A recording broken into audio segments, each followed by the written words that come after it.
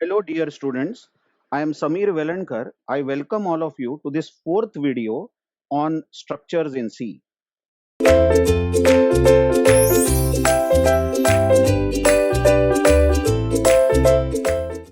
Now, in the first three videos, we saw what is structure, how to declare a structure, how to make variables of structure type, and we have also seen type def declaration, which is an alternate way in which you can declare a structure.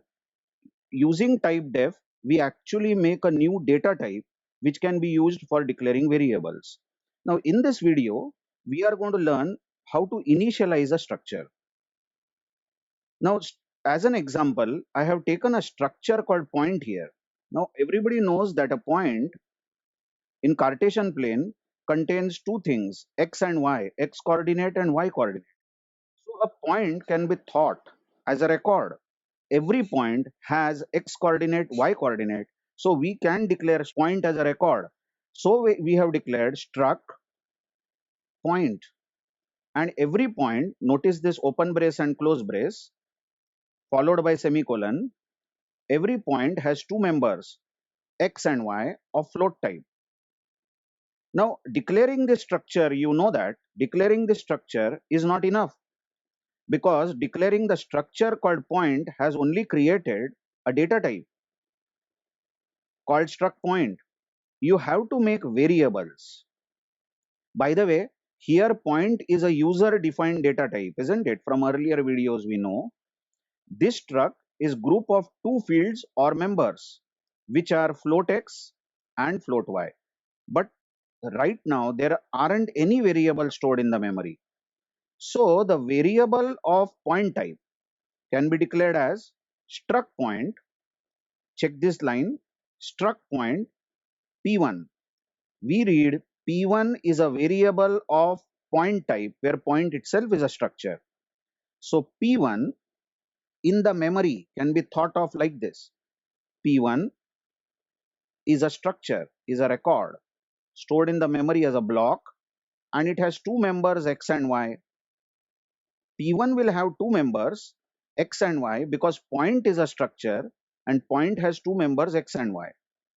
We can instantly initialize p1 as in the curly brace open and curly brace close, giving the values separated by comma. So the first value obviously will be the value of first member x, and second value will be the value of second member x, the second member y. So in this case, x will be 10.2 and y will be 7.8.2. So that's the way how you initialize a structure. While declaring a structure variable, you can equate it to curly braces. Within the curly brace, you can give values separated by comma. Similarly, over here, P2 is another variable of struct point type. So P2 is also stored in the memory as a block, and P2 also has x and y because P2 is of point type, and P2's x will be 3.1 and P2's y will be minus 9.2. So that's the way how we have declared P2 as a variable of point type, and we have also initialized it by giving values inside the curly braces. Now observe P3 is another variable of struct point type. So P3 is there in the memory as a block, and P3 also contains x and y, but we have not initialized P3. So P3's x and y, these two members, will be there in the memory under P3, but these variables or these members will store garbage value. As you know, if a variable in C language is not initialized, then it is loaded with garbage value in case it is an auto variable. And you know P3 is an auto variable because it will be declared under some open brace and close brace. Now note here that P3 cannot be initialized later on. Now you have already declared P3, correct? And suppose after declaring P3, you have a second thought that now later on I want to initialize P3. So you will be driven to write this line, P3 is equal to curly braces 2.2 4.2, thinking that now 2.2 will be stored in x and 4.5 will be loaded in y. But this line will produce an error. This is wrong because structure variables can be initialized only during declaration. So if you have not initialized P3 during declaration, then you have missed a chance of initializing P3. Of course, later on you can input P3 from keyboard using scanf, but you cannot initialize P3 using curly braces. So the point is, after the declaration of P3 will produce an error.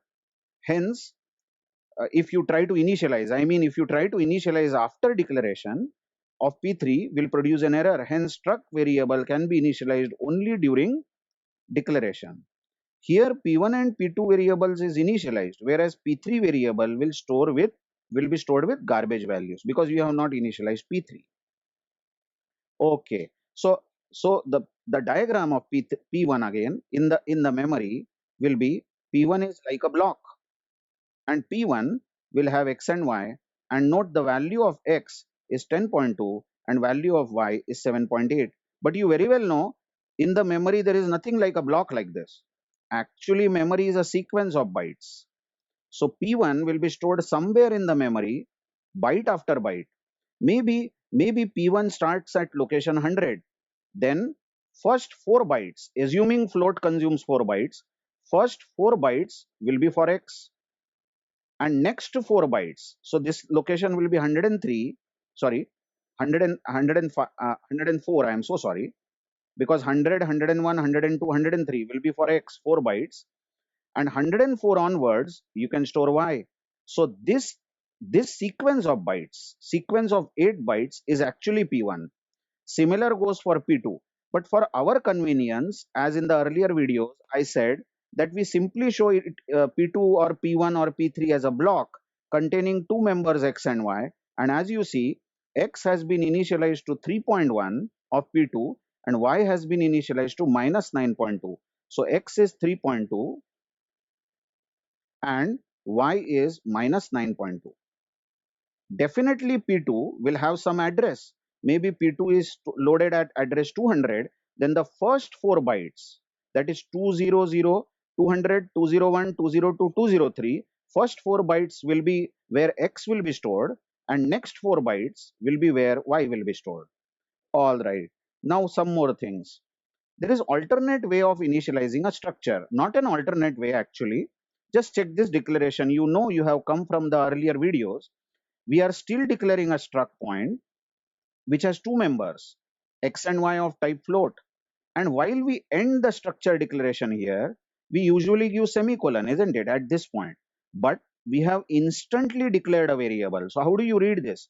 P1 is a variable of point type. So you don't have to write that line struct point P1 comma P2 comma P3. While you end the struct declaration, then and there you can declare a variable. And while declaring a variable P1, you can also initialize it by writing equal to values inside the curly brace, putting a comma and declaring more variables like this. P2 is also a variable of point type, which is initialized, and P3 is another variable of point type but not initialized, so it will be loaded with garbage values. So here P1, P2, P3 are struct variables of point type declared immediately after struct point declaration. So that's also the way you can initialize a structure. Now before we end this video, check the following method is invalid to initialize a structure. One might feel that anyway we are declaring point structure and point has x and y.